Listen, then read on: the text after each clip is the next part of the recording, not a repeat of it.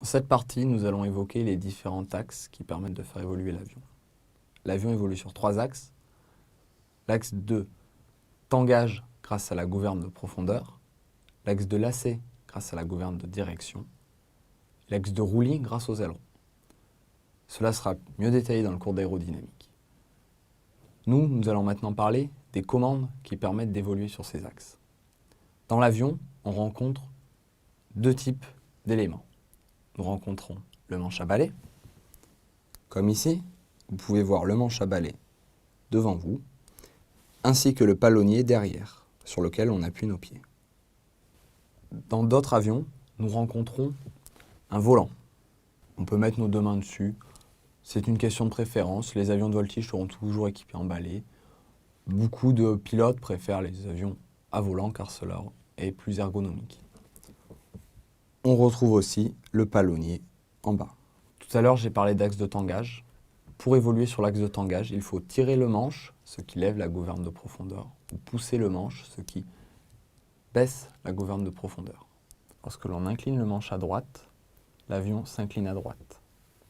Lorsque l'on incline le manche à gauche, l'avion s'incline à gauche. Lorsque l'on appuie sur le palonnier, lorsque l'on appuie sur le palonnier droit, l'avion tourne à droite sur son axe de lacet. Lorsque l'on appuie sur le palonnier gauche, l'avion tourne à gauche sur son axe de lacet grâce à la gouverne de direction qui évolue dans le même sens.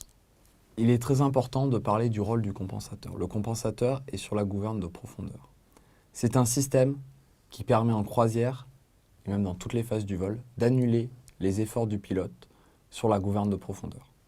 Car en temps normal, si on n'avait pas de compensateur, le pilote devrait toujours exercer une pression sur le manche ou le volant afin de maintenir l'avion en palier. Grâce à ce compensateur, nous n'avons pas d'effort à exercer.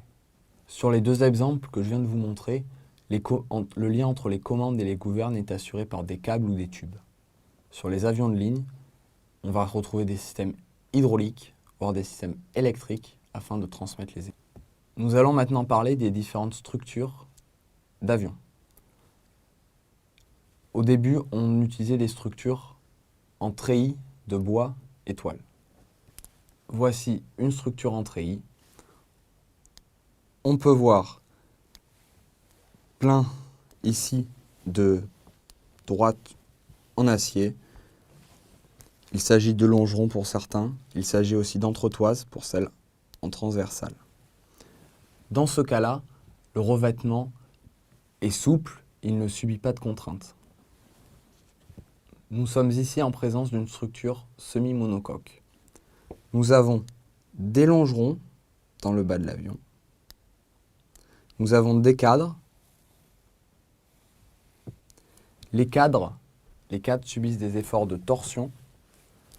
Quant aux longerons, ils subissent les efforts de flexion. Sur les avions de ligne, nous avons une structure monocoque, c'est-à-dire que la surface, le revêtement subit des efforts. En semi-monocoque, il commence à subir des efforts, mais il n'en subit pas beaucoup. En monocoque, le revêtement prend une grande partie des efforts. Ainsi, les lisses permettent de rigidifier la structure. Elles subissent les efforts en flexion.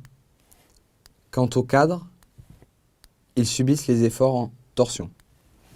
Sur cette image-là, on peut détailler la structure d'une aile pour un avion bois et toile.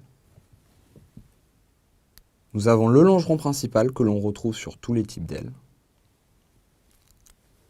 Les nervures, ici on peut en observer 3. Dans ces nervures, nous avons des raidisseurs verticaux. Sur cette aile, on peut aussi observer un longeron arrière. Nous allons maintenant évoquer les différents matériaux dans lesquels est fait les avions. Au tout début, comme je l'ai dit, les avions étaient en bois et toile. Cela pouvait être de l'épicéa, du spruce, différents types d'essences de bois qui sont très rigides. De nos jours, et depuis la Seconde Guerre mondiale, les avions sont beaucoup en métal. Pas en métal brut. Ils sont soit en duralium, des alliages d'aluminium, avec des éléments d'inox et un peu d'acier. Mais les derniers avions commerciaux, sont construits avec une majorité de matériaux composites. Les matériaux composites présentent l'avantage d'être beaucoup plus légers.